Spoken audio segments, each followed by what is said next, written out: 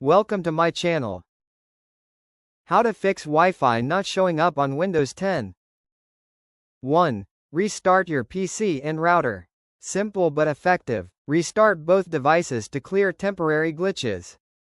2. Turn airplane mode off. Press Windows plus A, check if airplane mode is on, turn it off. 3. Enable Wi-Fi adapter. Go to Control Panel, right pointing arrow, Network and Sharing Center, right pointing arrow, change adapter settings. Right-click Wi-Fi adapter, right pointing arrow, enable. 4. Run network troubleshooter. Go to Settings, right pointing arrow, Network and Internet, right pointing arrow, Status, right pointing arrow, Network troubleshooter and follow the steps.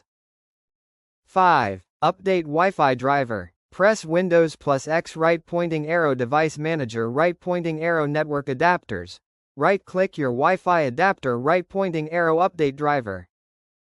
6. Reinstall Wi-Fi driver. In Device Manager, uninstall your Wi-Fi driver and restart the PC.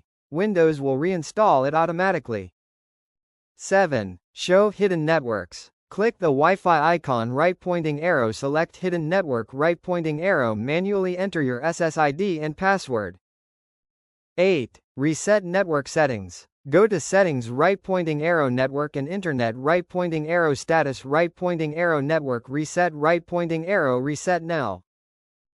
9. Check WLAN autoconfig service. Press Windows plus R, type services.msc, find WLAN autoconfig, make sure it's set to automatic and running. 10. Check for Windows updates. Go to Settings, right pointing arrow, Update and Security, right pointing arrow, Windows Update, right pointing arrow, check for updates. Thank you for watching.